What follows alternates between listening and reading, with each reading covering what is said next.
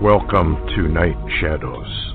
I'm Stewart Best, where the paranormal is normal, where that which you thought you knew, you didn't, and where the future can be known if you know exactly where to look. Well, hello everybody, good evening, and I'm Stewart, and we got Larry on board tonight also for a major update. Things are starting to cook over there in the Middle East, lies, double-cross, whatnot, and it appears that Putin has decided to move some nuclear missiles to the border of the EU, and that does not bid too well, I guess, for the future.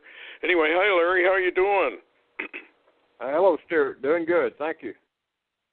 Yeah, what do you make of all this? I've got several articles, and one from that ne'er-do-well Sorcher Fall, but it seems to be verified. It says Russia moves ICBMs to the EU border after recording confirms Pentagon coordinated the ISIS attack. What's your take on what's going on? I know you follow that real close. Well, I'd had already a couple of reports about Russia moving nuclear weapons, not only in, Russia and off the Ukraine, but also up towards the Baltic states. And then this one come out by, Sorcher Fall and just laid out some more of it. And so it does appear that with accuracy, you can say that Putin is moving some nuclear options around. And what's interesting is that it's a very mysterious scenario that's been playing out in Aleppo, of all places, Aleppo, Syria, because, recently, and we talked about it, we had the air attack on what was reported originally as being the Syrian army, and, Hezbollah forces, but then Israeli News Live is now reporting that some information was held back. That air attack, U.S.-led coalition attack, which the U.S. admitted to, actually struck and killed Russian, Iranian, and Syrian forces there at Aleppo that was trying to retake Aleppo.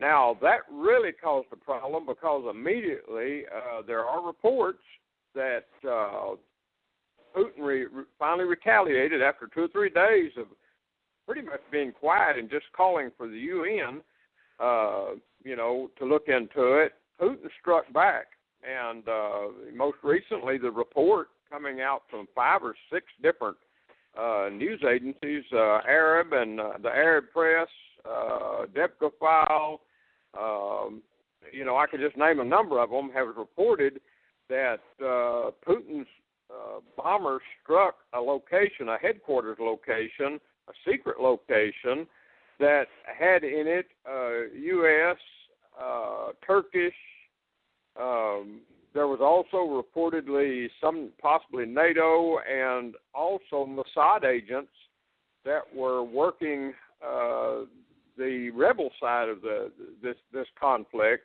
and took some of that out. And now, according to today, and this is September the 27th, Tuesday, Russia and the Iranians and the Syrians have moved a major attack onto Aleppo. And the last I've heard in the last few hours, they have taken a large portion of that city of Aleppo in Syria away from the U.S.-led rebel forces. So we are basically at war then with Russia. And I remember you and I talked about the fact that if we took out a certain area, or Israel did, or whatever, whoever did it, and they took out Russian military forces, that Putin would almost have to declare that as an act of war, because essentially it is an act of war. So, well, go ahead. Oh, I was just going to mention that, well, as soon as this happened, Putin called for an emergency meeting of the UN over the Syria conflict. They had the meeting, which there was no successful truce any longer, and the UN adjourned. Russia immediately began its massive bombing campaign of Aleppo, and now today a large Russian, Iranian, and Syrian force has moved into Aleppo and taken quite a bit of it. So they are moving, really they're beginning to move the rebels away from Aleppo and back into the area that apparently Turkey has seized, in northern Syria. So is there any more news about the Golan activity? Because I would think that would be stepped up as well. But what I fear more than anything is that here we are coming up on the Jubilee year, which we enter, actually, we're in the 49th year. We enter the final 50th year, October. I'm basing it, of course, from 1967, and then you go back to 1917. And the kind of the Jubilee jumps that we proved out in the Omega Code that are occurring. So this would tend to confirm what Eli Ripp and the other Bible Code experts have said about a possible nuclear war crossing it over. And your friend that we had on air here not too long ago, he ran a bunch of Bible codes. And wasn't he the one who found that Obama and a nuclear war crossed, if I recall correctly? Oh yeah, you're talking about Barry Rothman. Yes, he's a rabbi that lives in Florida. Yes, he did. He ran nuclear war codes and found Obama right in the middle of them. And of course, Russia was involved, and a number of nations were involved. Israel. And this thing is what's interesting, as you mentioned, off of Golan there, Russia was supposed to begin a attack down on the rebels along the Golan, or the Israeli border there with Golan, and that's been apparently postponed for a short time. However, there are reports that Putin is now, because of the intelligence that leaked out, that they had also killed some Assad agents with the U.S. and other forces there in that headquarters, assisting the rebel forces. Putin's looking at Israel like maybe you're not an ally. So, things biblically are beginning to shift. Yeah, I've been hearing reports from people who are saying that America is Gog, and then of course that would make Obama or America would be Magog, and Obama would be Gog. But biblically, I can't buy that. I can't buy that at all because of the way Ezekiel 38 and 39 read. We can prove conclusively that America is Babylon the Great and New York City is the great city Babylon. We can also prove through Jeremiah and Isaiah and Revelation that America is taken out by a surprise nuclear attack. And there are a lot of other reasons why America could not be Magog from the land of, or I've got it reversed, but the land of Magog and Obama being Gog, that's not a possibility scripturally. So I don't know where they're all coming up with this. I know some little kid over there had a vision, and that's what he said, but you know as well as I do that a lot of these visions are lies. They aren't true. And it seems to me that this might be a flip-flop in order to confuse people as to really who is who. But I guess it's going to have to play out, and we're going to find out. I've always thought that it was NATO that went in and took over for the United Nations, Israel, basically, and through the Vatican takes over the Temple Mount and all of that. I mean, to me, that's been a long-standing belief of my own, anyway, that it would be the West that ultimately went in there, and that, of course, would upset Russia and her allies as well. So it does look like we're shaping up here for the Gog-Magog battle. Is there any more news on Isaiah 17 and the taking out of Damascus? Could this Aleppo thing have anything to do with that, do you suppose? I mean, once the fighting starts, and it appears that, how do we say it, Putin, why would he be moving nuclear missiles to the border? Well, now, what's interesting, we do know that Putin already has nuclear forces in the Mediterranean. You know, he's got subs there and ships, and also missile cruisers. He's got land-based, what you call tactical nukes in the battlefield in Syria. Now, what's interesting to me, and I'll circle around to that.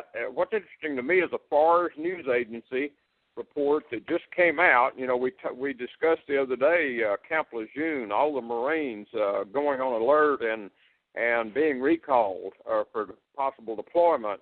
And I've got a FARS news agency report that came out yesterday. Says U.S. deploying forces in 7 bases in northern Syria. Bases, and I'm not going to read the names of them, but they're all northern Syria locations. So what it appears what we're seeing here is Turkey has taken with its tank forces and land-based forces a section of northern Syria, including a number of towns, you know, the Kurds had and all. And now it looks like, if this is accurate, the U.S. is moving its troops into those locations. Now you asked me about Damascus. Is it by chance that there's going to be a greater invasion, possibly by NATO and Turkey and the U.S. that's going on behind the scenes, and we haven't really noticed it? And if that happens, the only way they will remove Assad basically is to completely take out Damascus, which is his capital, you know, and of course any weapons and et cetera that Assad has, including chemical weapons that he's still got left, will be in that region.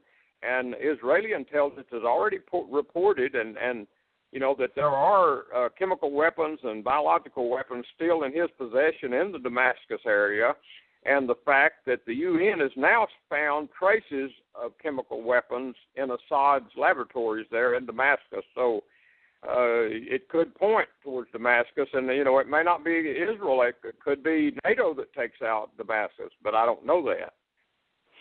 Well, yeah, it doesn't really say, and it could be anybody who blames everybody else. I mean, you know, you do something and blame somebody else for it is kind of a time-honored war tactic, and it appears to be going on right now.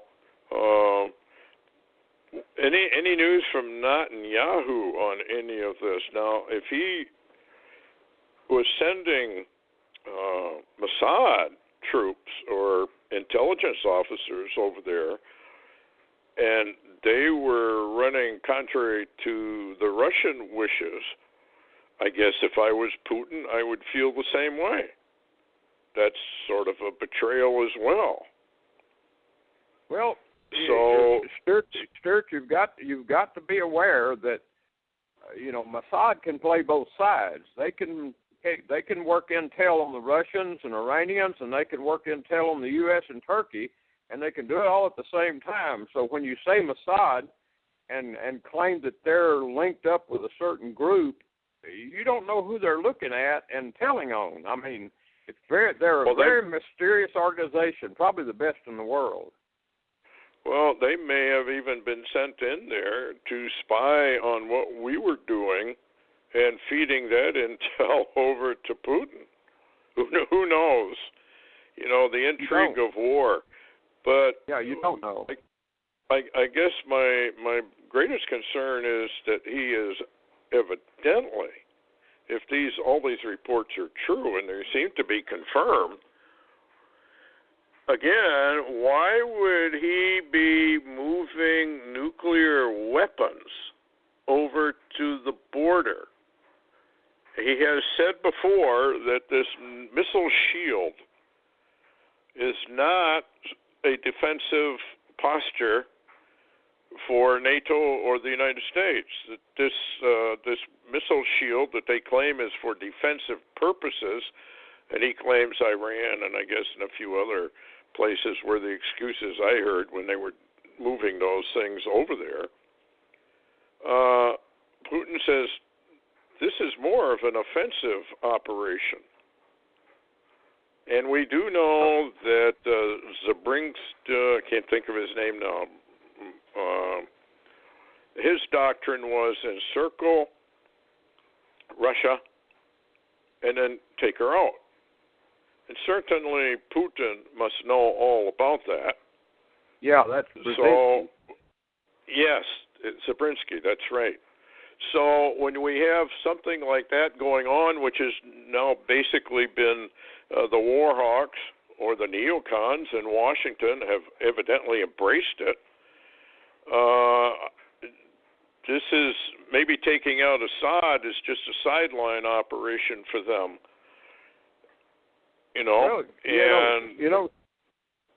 Go ahead. I was just going to say, Stewart, you mentioned why would he begin to move his nukes towards Europe? And remember, some of these rumors started, some of the NATO nuclear weapons were reportedly being moved to Europe, and especially Romania. And you remember that started, and then all of a sudden that turned into a black hole. What happened to the NATO arsenal there? It's a big blackout, and you and I have talked about that. Now, there were some other scattered reports reporting that possibly Obama administration was going to begin to move nuclear weapons into Europe, who for a while I don't guess has carried that burden, but this may be a move, if Obama and NATO is making major moves in that direction, this may be Putin's blocking portion of the game. Well, we also know that a lot of the forces and the wars and skirmishes have taken place around the oil line operation. And ultimately, probably this is an energy war more than it is anything else. But it does appear to be getting more and more hot, and we do know, of course, that Albert Pike's World Wars seems to be right on schedule. So I don't know. We could be on the verge. I mean, I guess one of the reasons I wanted to have this report tonight is that this thing can happen overnight. I mean, we could wake up tomorrow morning and they're at it. So it is a very serious thing. In fact, all the articles that I've found on it say that this is far more serious than anybody really realizes, and Putin himself said basically the same thing. Don't you people realize where this is going? Basically, paraphrasing him. And I remember Obama making a comment that, well, I can't stop World War III if it starts, which indicates to me that the rulers are being ruled over by an unseen hand. Yeah, go ahead. Well, I was just going to say, let me add two things, and you've got a little information on that, I think. There's been a recent report in the last few days that the Israeli Defense Forces are now prepared for a major attack on their northern border, the Golan, and Gaza, which actually is ISIS-Hamas combination, that Israel is prepared for a two-front war almost immediately. I mean, they're calling up forces now, and I think you've got information on that. But what's telling, with this happening in the background at the very same time, China sent a formation of 40 warplanes. And most people don't know this. This is not being reported on our news, but Yahoo reported it. China sent 40 warplanes towards Japan, and Japan had to launch their jet fighters to counter this. And so this is being played all across the world in different locations, not to even mention North Korea. Yeah, this is playing out the Armageddon script, and it looks to me like that's exactly what they're going to do, because it would spread the United States so thin militarily we wouldn't be able to do anything anywhere. And so, yeah, this can get really dicey real quick. And when you think about all of the war rhetoric, it's climbing to a degree we haven't seen for a long, long time. And this is usually what happens just before major conflict. And the other thing that bothers me is that we have this inside story, we don't know if it's true or not, of a reset, a global reset, and an IMF announcement of a global currency that will come out the 30th. And we'll probably hear about it, but maybe we won't, because we don't know if it's true or not. But we do know what Lagarde said, that there was going to be a reset. She's been mouthing that for quite a while. And usually we're following a pattern. And what did you think, by the way, of the Trump-Hillary debate? The pattern seems to be that we're going to have an economic debacle, I guess one could call it, just before the election. And I know that Trump has repeatedly said we have very little time. And he mentioned a bubble, and that the bubble was going to burst, and we have very little time. And he said that I don't know how many times. We have little time, folks. We have little time. So maybe he knows they're going to pull us. Yeah, he repeated that last night on the debate. He said the very same thing, and it sounded more urgent when he repeated it. And what was interesting that I noted spiritually, basically, is that, of course, Hillary, when you're dealing with Hillary, you're dealing with Hillary, the Clinton Foundation, mass media, and the establishment. And Trump came against this think tank group, basically trying to use the morality, direction of morality, which left them totally unfazed. Nobody was interested in morality. It was so amazing, and nobody else may have seen that but me. But I saw it very clearly that Trump approached with his questions using leaning towards the morality. And I thought, well, if God is judging and weighing America, wow, what a letdown. And what's interesting too, you mentioned September the 30th. This weekend, which same time frame, we're looking possibly at a shutdown of the U.S. government. I didn't know if you knew that, but I figured you did. And then also the Dutch bank, the main bank in Germany in the EU, has gone under in a certain degree that Merkel says she's not going to support it or help it to get through this. So we do have a really funding crisis worldwide when that begins to happen, and who knows which way this will go, but we're right at the end of the month. Yeah, I think we're getting very, very close, and Deutsche Bank, a lot of people don't realize, is interconnected with all the other major banks. So once one goes, if they're not going to prop it up, then they're going to resort to confiscation of private wealth, which means savings and that sort of thing. And if that fails, down they all go. You said you saw something tonight. Was that tonight that you saw this thing by the sun? Oh, yeah, late this evening. Yeah, this my time it was about 5:30, I guess. The sun was beginning to go down, had lots of chemtrails, kind of heavy, and I've noted all this globe-looking things on the internet that people have been taking photographs of, and nobody knew what really was, and I've seen them on the internet, but I was just sitting in the chair out of the way of the sun because the sun was really bright going behind the chemtrails, and all of a sudden to the left of the sun, which would be the kind of a southwest of the sun, and up just a little, I saw a really strange-looking chemtrail, and it was glowing like a rainbow, but it looked more brown and yellow and maybe a little green in it. And I thought, wow, that is pure chemicals. I thought a chemtrail. Then I began to look closer, and it seemed to have a rounding shape or a circular shape to it. And I got up and went to the window and looked closely, and there was a globe-like thing in those chemtrails where it was split, and I could see it in the sky. And I ran and grabbed my camera, took a few pictures. I don't know if they're any good or not, but then in just a few minutes I watched it fade, and you couldn't see it anymore at all. You could see through it almost to some degree. It was very light, but it was in that chemtrail glow.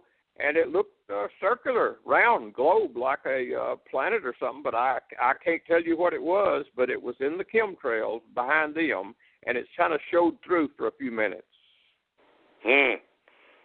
Well, there are more and more pictures, and the problem, of course, with YouTube is there's so much disinformation and misinformation. Nobody knows what's real or what isn't, I guess. I don't know how you determine some of that. What else have you got? Anything major other than the Syrian conflict going on? Anything on your heart you want to warn people about? Well, I was also something that was really interesting. It appears that they are using this election in America, and I'm beginning to believe that a lot of this election in America is a smokescreen, a cover for what's going on worldwide, militarily and financially behind the scenes. I mean, it's just a kind of a feeling that what we're seeing on it's almost like the debate. It's a stage, and everybody's tuned into it, and then that's all the media reports on, basically. And really, you got to dig, even on the internet, to get nuggets of real information that's what's going on out there military and financially. Yeah, I haven't seen hardly, anything about any of this Syrian buildup. Basically, on American news, it's like it doesn't exist. I mean, there may be a little blip here and there, but that's about all there is to it. So it does make you wonder, what are they? They're going to have to blindside the American people if this reset actually takes place. It was stated that there might be a mention on major news that a world currency would be announced. If anybody hears that, email us right away and let us know, Enigma at True Insight or Larry's website, and let us know, because if you hear that, then that is probably a true insider report. And it won't seem to make any difference right away, but it will probably within 2-3 days. And now we have this Deutsche Bank thing, and that could be dominoes.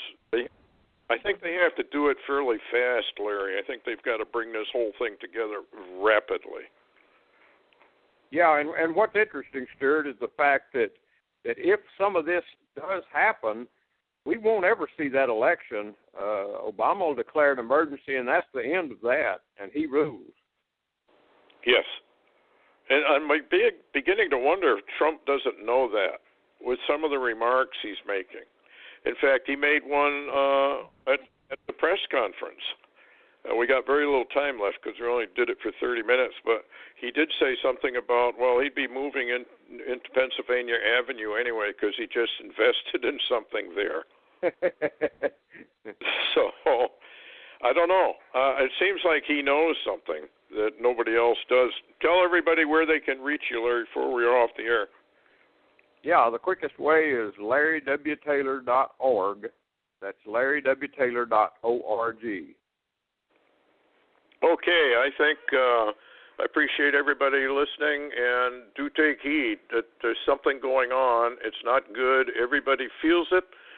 Everybody knows, I think, subconsciously something really nasty is heading our direction. Anyway, thanks for listening tonight, and we'll probably see you again tomorrow night. Night.